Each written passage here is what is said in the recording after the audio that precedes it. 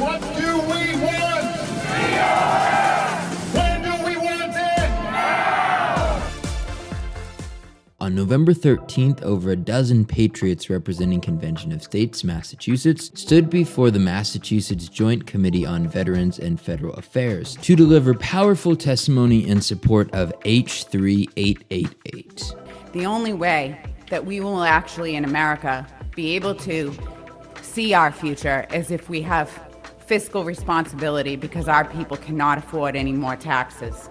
The insurances are doubling, the taxes are going up, hundreds of dollars a month every year on Americans. The people do not have any more money. The Massachusetts team is certainly gaining ground in the state, having passed out of committee the past 2 years, which may explain why the opposition pulled out the big guns. A grand total of 6 paid lobbyists for well-funded groups tied to George Soros showed up at the hearing in order to testify against COS. Fortunately, the team was more than prepared, and Mark Meckler tuned in virtually to respond. I've been amazed during this hearing to sit here and hear your fellow citizens in the room there called radical, far right, outrageous, all kinds of name calling against their fellow citizens, people who just believe that the federal government should live within its means, that people shouldn't serve in Washington, D.C. for 40 or 50 years on the people's dime. People who believe things that the vast majority of Americans believe. By the way, term limits an 85% issue. Balanced budget an 85% issue. These are not radical ideas. These are not fringe ideas. These are not far right or outrageous ideas. The people who are in this room are in this room of good faith because they're worried about the state of our country. The vote is expected to be held at a later date. Fortunately, the government shutdown is now over, but longtime columnist Cal Thomas has authored an op-ed encouraging support for a second American revolution to address concerns exposed in Congress during the last shutdown. One grassroots nonprofit organization that advocates for a convention of states reports that 19 state legislatures have passed resolutions calling for a convention. Members of the House and Senate are not going to voluntarily relinquish their powers and perks.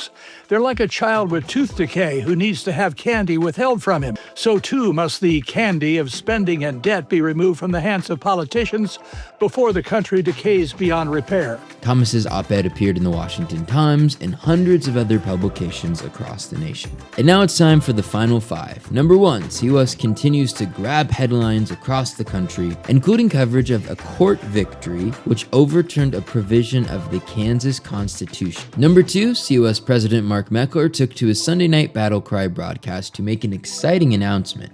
I took a position as the CEO of Just the Network. Just the Network is a holding company, an umbrella company for Just the News. This is John Solomon's news organization. John's my partner in this operation. And we're going to be acquiring some other companies. We announced already that we acquired the Post Millennial and Human Events. We're going to be rolling them into an entity, be able to cross promote. I'm not going anywhere. I just want to be really clear. I'm still the president of Convention of States. I'm still doing what I do. You're still going to see me here on Sunday nights. It just gives us as an organization the opportunity for more exposure. Number 3, the Hawaii team reports a special event with Patriot Academy's Rick Green, and they also spread the word about Article 5 by participating in a Lions Club Veterans Day Parade. Number 4, here are a few of my favorite photos sent in from Convention of States Patriots across the country. And number 5, I'm wishing you a happy Thanksgiving. Thank you so much for all you've done for COS. We truly could not do it without you, and we greatly appreciate your service to the mission.